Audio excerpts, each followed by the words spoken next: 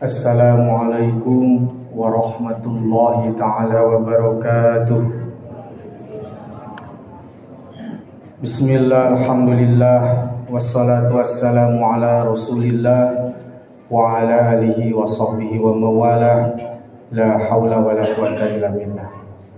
Rabbi israh li sadri wa yassir li amri wahlul 'uqdatam min lisani yafqahu qawli. Amma ba'd. Qala Allah Ta'ala fil Qur'anil Karim wa huwa asdaqul qailin. A'udzu billahi minasyaitonir rajim. Bismillahirrahmanirrahim. Ya ayyuhalladzina amanu kutiba 'alaikumus syiyam kama kutiba 'alal ladzina min qablikum la'allakum tattaqun. Shadaqallahul azim alaihi. Sidang hadirin jamaah tarawih yang dirahmati oleh Allah Subhanahu wa taala. Jika kita berbicara tentang kurikulum,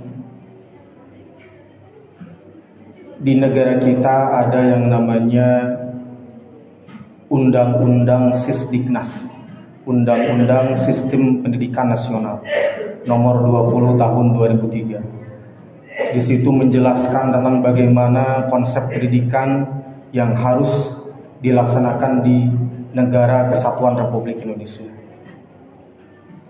Adapun jika kita berbicara tentang kurikulum Ramadan, maka tidak akan pernah bisa lepas dari satu sosok, yakni baginda Rasulullah Shallallahu Alaihi Wasallam. Rasulullah Shallallahu Alaihi Wasallam, jika kita melihat dalam Al-Quran, Quran Surah Al-Baqarah ayat 183, bahwasannya di sana dikatakan di akhir kalimatnya adalah la'allakum tattaqun. La'alla di sini adalah, kalau sesuai dengan ilmu nahwu, adalah harfun taroji, yang mana apabila ada kata la'alla di sini, maka kalimat setelah la'alla ini atau kata setelah la'ala ini, apabila kita ingin mendapatkan predikatnya, itu harus dilaksanakan dengan bersungguh-sungguh. Dalam konteks Quran Surat Al-Baqarah ini, di akhirnya itu adalah agar kita menjadi orang yang bertakwa. Maka kita tidak bisa mendapatkan predikat takwa hanya dengan berleha-leha saja. Akan tetapi kita harus bersungguh-sungguh dalam melaksanakan segala bentuk ibadah yang ada di bulan Ramadan ini. Sedikitnya ada 3 amalan pokok yang Rasulullah ajarkan apabila kita ingin mendapatkan predikat takwa di bulan Ramadan ini. Yang pertama adalah kita harus meningkatkan amaliyah sholat kita. Sholat itu ada banyak macamnya. Ada sholat fardu, ada sholat sunnah. Sholat fardu sudah jelas kita harus laksanakan. Selain sholat fardu yang harus kita laksanakan dalam konteks untuk meningkatkan amaliyah ibadah sholat kita adalah kita melaksanakan sholat pendamping sholat fardu, yakni yang disebut dengan sholat sunnah rawatib. Sholat sunnah rawatib ini terbagi 2, ada sholat sunnah rawatib mu'akkad dan ghair mu'akkad. Yang mu'akkad jumlahnya menurut Abdullah bin Umar itu ada 10 rakaat. 2 rakaat sebelum zuhur, 2 rakaat setelah zuhur, 2 rakaat setelah maghrib, 2 rakaat setelah isya, dan 2 rakaat sebelum subuh. Itu yang harus kita laksanakan apabila kita ingin mendapatkan predikat takwa. Kita pun boleh melaksanakan sholat sunat ghair muakkad, yakni 2 rakaat sebelum zuhur, 2 rakaat setelah zuhur, 4 rakaat sebelum asar, 2 rakaat sebelum maghrib, dan 2 rakaat sebelum isya. Selain itu, sholat apa lagi? Sholat tarawih.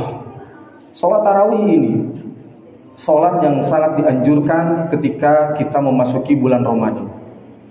Sholat tarawih bermacam-macam, rakaatnya banyak sekali. Dulu pernah di Madinah itu sampai 36 rakaat, tapi sekarang sudah 20 rakaat lagi. Ada saudara-saudara kita yang melaksanakan 11 rakaat. Selain sholat sunat tarawih, ada juga sholat tahajud. Sholat tahajud ini kalau di bulan Ramadan ini sangat mudah sekali. Kenapa mudah? Karena kita harus bangun ketika sepertiga malam untuk melaksanakan sahur. Jadi ketika kita melaksanakan sahur, kita bisa berbarengan dengan melaksanakan sholat sunat tahajud. Selanjutnya, sholat sunat duha. Sholat sunat duha ini dibagi 3 waktu. 1,5 jam setelah subuh, itu dinamakan suruh, ya. 2 rakaat, itu kalau kita subuh jam 4:30, maka jam 6 itu bisa kita laksanakan. Kemudian sekitar jam 8 sampai jam 10, ya. Kemudian di antara jam 11 sampai zuhur. Selanjutnya, nomor 2 adalah selain dari meningkatkan amaliyah sholat kita, yang kedua adalah meningkatkan interaksi kita dengan Al-Quran. Ini kalau kita ngomongin bulan Ramadan, tentunya tadarus Al-Quran ini di masjid sangat ramai sekali. Diikuti baik oleh anak-anak, oleh pemuda, bahkan oleh para sesepuh kita. Bahkan di Al-Wasi'ah ini luar biasa. Kemarin saya baru melaksanakan sekali, 1 malam. Ternyata 1 malam ini 2 juz, Masya Allah. Luar biasa ini. Sampai jam 10:30 semalam juga. Jadi ini interaksi dengan Al-Quran diperbanyak. Selain itu mutola'ah Al-Quran, ya, apabila kita mau juga kita bisa mengkaji tafsir Al-Quran.